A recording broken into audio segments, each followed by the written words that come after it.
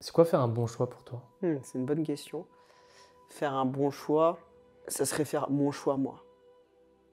Le choix qui me permet de savourer ce bout de chemin, d'être fier de moi. Je le mettrais en opposition avec faire un choix pour réussir, pour que ça soit un bon choix. Donc justement, faire un choix pour pas que ça soit un bon choix, mais pour que ça soit mon choix. Parce que dès le moment où je veux essayer de faire un choix pour que ça soit le bon choix, je vais faire pour les autres, je vais faire pour réussir pour un résultat extérieur. Donc ça veut dire que je vais le faire, pas pour l'intérieur, mais pour l'extérieur. Je vais te donner un exemple. Imagine que je fasse un choix de couple. Je vais choisir une personne pour que ça soit le bon choix pour moi. Pour que ça soit la personne avec qui je vais faire ma vie. Je n'en sais rien en fait. Comment je peux savoir avant que ça soit le bon choix ou pas? Peut-être qu'en choisissant cette personne-là, je vais pas être nourri finalement. Je vais me dire, tiens, c'est une personne sérieuse et je vais pas me sentir vivant, ça va pas fonctionner.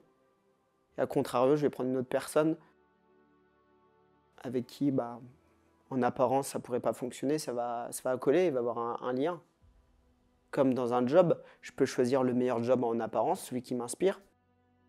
Et en allant au travail, je peux me faire percuter par une voiture. Et finir sur un lit d'hôpital, est-ce que ça serait un bon choix? Et si au contraire, je fais un choix d'un job alimentaire, et en allant à ce job alimentaire, je rencontre la femme de ma vie, je rencontre la personne qui va changer ma vie, ou une rencontre qui va me permettre d'avoir une opportunité. Est-ce que ça sera un mauvais choix? Tu vois, on ne peut pas savoir quel va être le bon choix avant ou après. Et cette notion de bon ou de mauvais choix t'amène à pas faire de choix. Le mauvais choix, c'est celui de ne pas en faire tout le temps. Parce que tu as le plus mauvais des deux. Tu as le choix entre deux jobs, si tu n'en prends aucun des deux, à force de trop hésiter, les deux t'échappent. Si tu hésites entre deux maisons, tu n'auras aucune des deux. Tu ne choisis pas une maison pour que ce soit la bonne maison pour toi, tu choisis la maison parce que c'est la maison où tu vas te sentir bien. C'est pareil dans un job, c'est pareil dans un couple. Je ne veux pas faire de bons choix. Je veux faire mon choix, moi. Celui que je ressens au fond de moi. Celui qui va me permettre de savourer ce petit bout de chemin jusqu'à la prochaine intersection, où j'aurai un nouveau choix à faire, encore et encore. Et j'aurai toujours un nouveau choix à faire. Mais ce qui est certain, si je savoure chaque petit bout de chemin, chaque nouveau choix m'amène à faire un nouveau petit bout de chemin. À la fin de ma vie, j'aurai une vie heureuse, parce que ça sera tous ces petits bouts de bonheur, et j'aurai pas de regrets, je serai fier de moi. Par contre, si je fais des choix pour arriver en haut de la montagne, et que le chemin, c'est une corvée, je vais pas savourer ma vie. Et paradoxalement, quand je savoure ce bout de chemin, je vibre l'abondance. Et c'est là que j'atteins le sommet de la montagne et bien plus. Donc abandonner le fait de vouloir faire un bon choix permet de faire les bons choix pour soi. Tu vois, il n'y a pas un choix qui est défini par la vie avant pour toi. C'est dans la vie, c'est quel chemin que j'ai envie de prendre. Quand tu prends un chemin dans la forêt, tu vas à droite ou à gauche. Est-ce qu'il y a un bon chemin ou pas? Chaque chemin t'invite à une aventure différente. Tu sais pas quel est l'autre chemin. T'en as pris qu'un. Tu pourras jamais savoir. Du coup, le destin, ça n'existe pas. Il existe sans exister. C'est-à-dire que tu as un plan défini par ton âme, certaines rencontres, certains événements. Et tu as à la fois ton libre arbitre. La dichotomie, les deux existent en même temps. Ouais. Tu as les deux en même temps. Ça, c'est dur pour l'humain. C'est soit l'un, soit l'autre, mais c'est les deux en même temps, la dichotomie. Comment prendre du coup des décisions dans des cas difficiles quand c'est inconfortable? Déjà, c'est se poser la question. Quel est le choix qui va me permettre de me sentir le plus vivant, le plus heureux? Quel est le choix qui me fait vibrer? Quel est le choix qui m'excite? Souvent, c'est le choix qui me fait le plus peur en même temps, parce que je vais avoir peur de perdre. Quand j'ai la possibilité de gagner, j'ai la possibilité de perdre. Mais si je suis amené à faire un choix, c'est qu'aujourd'hui, ça ne me convient pas. Donc, dans cette possibilité de perdre, il y a aussi cette possibilité de te sentir vivant. La vie, elle se trouve là, dans l'inconnu, le inconnu. Il n'y a que mon âme qui sait. Mon âme, c'est mon sentiment. C'est le langage de mon âme, le sentiment. C'est l'excitation, c'est l'envie, c'est la joie, c'est l'amour. C'est me laisser porter par l'événement. C'est arrêter d'être raisonnable et être déraisonnable pour les autres. Mais la vraie raison, c'est C'est écouter ce qui est au fond de soi, ce qui nous rend vivants. C'est ça la raison, la vraie raison. Mais pour la société, ça c'est déraisonnable. Dis-moi quelle est ta raison, je te dirai à quoi ressemblera ta vie. Du coup, c'est se sortir de choisir un chemin, choisir, faire un choix pour aller vers un choix d'amour automatiquement. Le choix d'amour, c'est le choix qui te fait vibrer à l'intérieur de toi. Ça, tu sais ce qui te fait vibrer ou pas. Par contre, tu peux pas savoir qu'est-ce qui t'attend dans le chemin. Mais paradoxalement, ce que tu vibres, tu le crées. Donc si tu fais un choix par amour, parce que ça te donne envie, plutôt que par peur, tu vas avoir du plein à l'extérieur. Tu vas avoir de l'amour, tu vas avoir de la joie. Si tu fais un choix par peur, tu auras ce que tu vibres. Donc paradoxalement, c'est quand je renonce au résultat du chemin, de la destination du chemin, que je savoure le chemin, que j'arrive au résultat. Tu vois, je vais te donner un exemple. Dans mon activité, je ne me suis jamais posé la question qu'est-ce qui fonctionne mieux ou pas. Toi, j'ai fait le choix de me dire ok, c'est quoi qui me fait vibrer. Et à chaque moment, je me pose toujours cette question c'est quoi qui me fait vibrer. Je ne savais même pas que c'était possible d'accompagner des gens. Pour moi, c'était un autre monde, d'accord? Et encore moins avec cet impact-là, dans cette dimension-là. Je ne savais même pas que c'était possible. J'ai jamais de plan, c'est simplement à chaque interaction, je me dis ok, qu'est-ce que j'ai envie de vivre? Et ma maladie m'a beaucoup aidé parce que je pense qu'avant, je me serais posé la question est-ce que ça va marcher ou pas? Et en réalité, quand tu te poses cette question-là, la réponse est toujours ça peut pas marcher pour toi. Pour une raison, c'est comment tu fais le choix. Pour arriver à destination, pour la personne qui prend le choix, ta version de toi aujourd'hui, c'est pas possible d'arriver à destination. C'est pas possible. C'est possible pour cette personne-là qui va être sur le chemin. Parce que sur le chemin, tu vas grandir, tu vas acquérir de l'expérience, des compétences, tu vas faire des rencontres. Donc de regarder la destination en te disant est-ce que je vais réussir à ça? Par rapport à qui je suis aujourd'hui, ça ne marche pas. Pour la personne qui va être sur le chemin, chaque pas va être possible. Tu vois? Et c'est sur le chemin que je vais trouver les ressources pour arriver à destination. Donc tu vois, le bon choix, c'est de se dire qu'est-ce qui m'inspire. Et souvent, le choix qui m'inspire, c'est celui qui est plein de doutes, qui est plein d'incertitudes. Parce que quand j'ai un choix à faire, souvent, c'est quoi? C'est entre ce que j'ai dans ma vie aujourd'hui et une autre vie que je ne connais pas. Si je me pose la question, ça veut dire que ma vie aujourd'hui, elle ne me correspond pas. En tout cas, le domaine, ça soit le couple, ça soit le professionnel, ça soit le sport, peu importe, c'est que ça ne me correspond pas. Sinon, je ne me poserai pas la question. Tu vois? Quelqu'un qui est en couple, il ne va pas se poser la question est-ce que je dois quitter la personne avec qui je suis ou pas? Si tu te poses la question, c'est que tu n'es pas bien.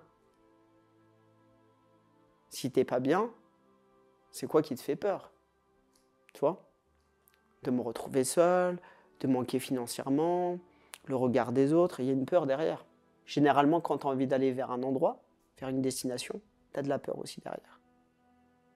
Parce que tu as ton cerveau reptilien qui va essayer de te laisser dans ta zone de confort. Mais tu as ton âme qui pousse. Tu as les deux en même temps. Ça, c'est la vie.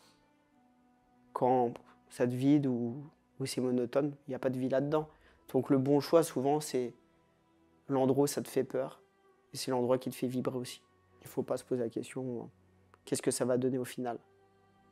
T'en sais rien. Profite du chemin. Le chemin est plus savoureux que la destination. Tu sais, quand tu fais des études, tu as ce truc-là, quoi. Tu vois? Tu te dis, tiens, quand j'aurai mon diplôme, et tu as ton diplôme, il n'y a plus rien. Quand j'aurai cette maison, tu as la maison, tu n'as plus rien. Tu vois? C'est le chemin qui a été goûteux, savoureux. Après, quand tu l'as, tu savoures un petit peu, mais je pense que c'est le chemin qui est plus important pour nous. Ouais, je dirais ça. Les choix faciles mènent à une vie difficile. Est-ce que c'est vrai? Ouais, je pense que oui. Je pense qu'à chaque fois que je fais un choix facile, parce que le choix facile, c'est de ne pas faire de choix. Ça m'amène à une vie difficile. Et à contrario, à chaque fois que je fais des choix difficiles, je me crée une vie plus facile.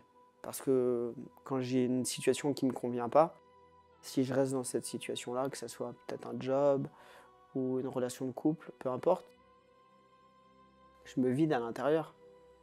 C'est facile de ne pas prendre de décision. C'est dur d'avoir cette vie-là, dans le temps. de se sentir perdu, pas nourri, pas vivant.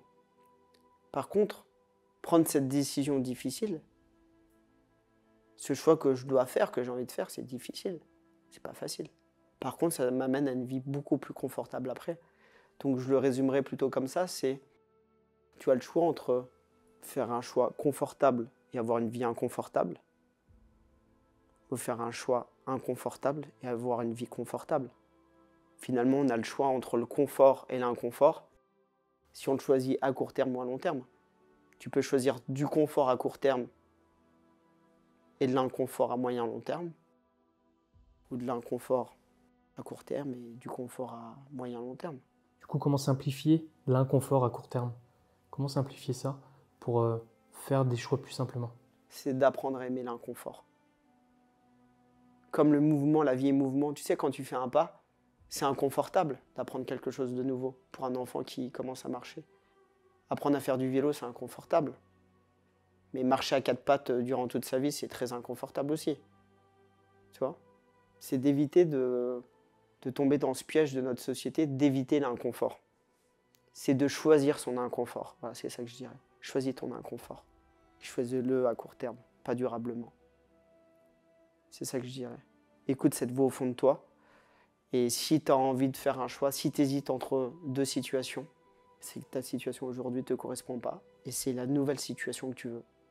C'est l'inconnu, le inconnu. C'est ça le chemin de ton âme. Il est là le chemin. Et tu as des peurs en même temps, c'est normal. C'est ton cerveau reptilien. Fonce. Arrête de te poser la question, est-ce que c'est sûr à 100% que tu vas réussir? La réponse, ça sera non. Si tu te poses la question, est-ce que c'est sûr à 100% que tu ne vas pas réussir? La question est beaucoup plus intelligente et ça t'amène à non aussi. Sauf que là, tu vas passer à l'action. Vis, fais des expériences, n'aie pas peur de te tromper. Et trompe-toi. C'est ça que je dirais à quelqu'un. Trompe-toi. Fais un maximum d'erreurs. Parce que plus tu fais d'erreurs, plus tu réussis. Plus tu te trompes, plus tu fais des bons choix. Cherche à te tromper. Cherche à faire un maximum de choix. Plus tu fais de choix, plus tu feras de bons choix.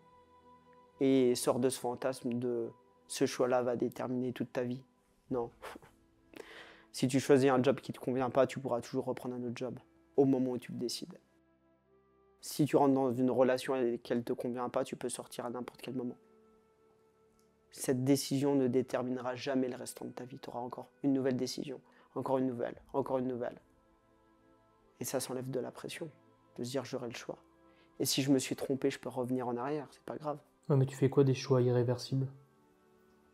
Comme quoi, par exemple? Par exemple, quitter sa compagne, quitter ma femme. Ok. Quand quelqu'un quitte sa compagne, il le fait pour quelle raison? Parce qu'il n'est pas heureux. Ok. Donc si t'es pas heureux, tu connais la situation où t'es pas heureux aujourd'hui, et tu vas vers un chemin où tu sais pas ce qui t'attend. Qu'est-ce qui fait que peut-être, en fait, la question que je me pose, c'est peut-être c'est passager que je sois pas heureux. Donc en fait, prendre cette décision, peut-être irréversible. Ouais. Donc comment prendre cette décision irréversible au moment où tu dis elle est irréversible cette décision? Et c'est ça qui m'empêche de faire ce choix-là, de passer à l'action. C'est de se poser la question, est-ce que c'est vraiment ça que j'ai envie de vivre? Dans une relation, je me poserai la question, est-ce que je l'aime? Oui ou non? Si je l'aime pas, je me sens pas rempli. Si je l'aime à partir de ce moment-là, est-ce que je peux prendre l'autre tel qu'il est sans vouloir le changer, l'accepter tel qu'il est ou tel qu'elle est? Si la réponse est oui à ces deux questions-là, je reste avec. Si je l'aime pas, je vais pas être nourri à l'intérieur. Et si je suis pas prêt à l'aimer, je veux essayer de la changer, ça marchera pas. Tu vois? Dès le moment où tu te poses une question, tu as la réponse dans ta question. Si tu dis est-ce que je suis à ma place, tu as la réponse dans ta question. Ok? C'est que tu as envie de bouger de place. Quand quelqu'un est à la bonne place, il le sait. Quand tu aimes quelqu'un, tu es bien avec la personne, tu ne te poses pas la question.